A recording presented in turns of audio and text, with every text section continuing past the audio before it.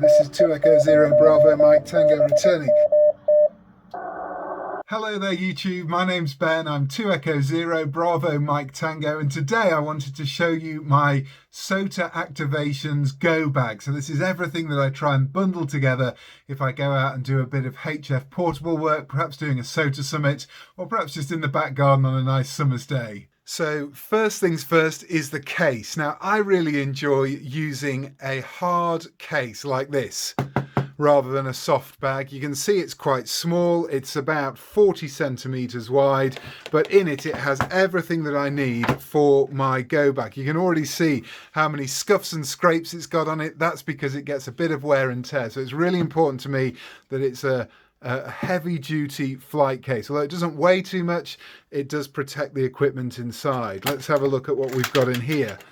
So firstly, the radio itself. Hidden under here in the cushioning at the bottom is my favorite radio for mobile and particularly on HF frequencies. It's my Z817. It has got an inbuilt battery, as you can see, but that battery will probably only last about half an hour to an hour, something like that. So not the best battery to use in the world. So as well as that, I've got this massive battery here.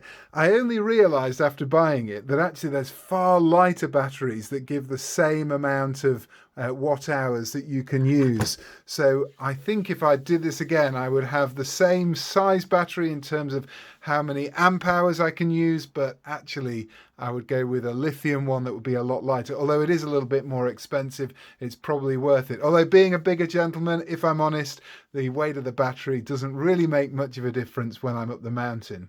In the top here, I've got a little power lead. This just simply connects onto the battery and goes into the back of the radio. The reason there's two wires on there is that I sometimes have a little compressor that I use as well that takes power. It's got a fuse on there, so it's safe in case anything goes wrong, and that just plugs in so that I can have a bit more time. Also in here, I've got a couple of the VHF and UHF rubber ducky antennas that go onto the BNC on the front of the 817 in case I want to do any portable work on VHF or UHF. Here I've got one of the standard bits of equipment with the 817, which is this tuner. This is the Z817 by LDG. It's an auto tuner. Hereby using just a short length of coax and the lead to go from the back of the tuner into the 817. It tunes on all HF bands really quickly and easily as long as you're plugging it in to the right antenna. Also in here I've got this little toy. This received quite a lot of feedback on the last video I did. It's a great little thing. It's got a PL259 on one end, but also a BNC, so you can take that out and untwist it and have the BNC to power poles there, and I'll show you what I plug into there in just a moment. I've got the standard Yaesu mic, which is here, that plugs into the side of the antenna, but I often add this into the mix. I got this from SOTABeams.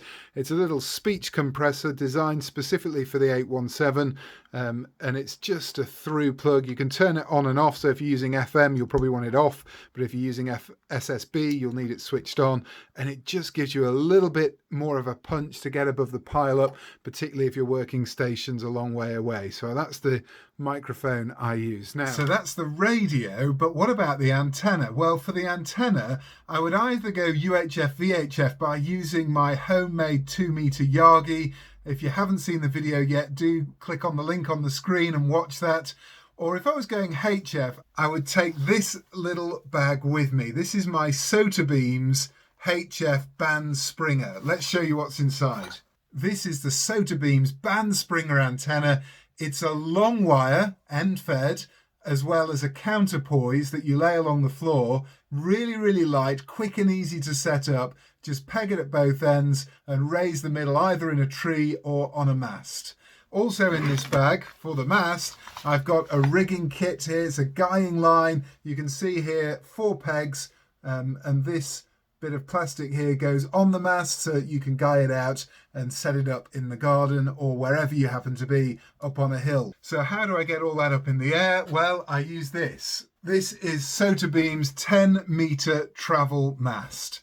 It's brilliant. If you've never come across these antennas before, they are absolutely amazing. It's got 1, 2, 3, 4, 5, 6, 7, 8, 9, 10, 11, 12, 13, 14, 15, 16, 17 pieces, each of which is 60 centimeters long. This SOTABeams mast really is helpful. If you're a backpacker or someone who walks in the hills, it's light, it's durable, it's quick and easy to set up, and it's really, really high quality. I can't recommend one of these enough. Well, I do hope you've enjoyed that little look around my go bag and what I take up a mountain if I'm doing a SOTA activation on HF.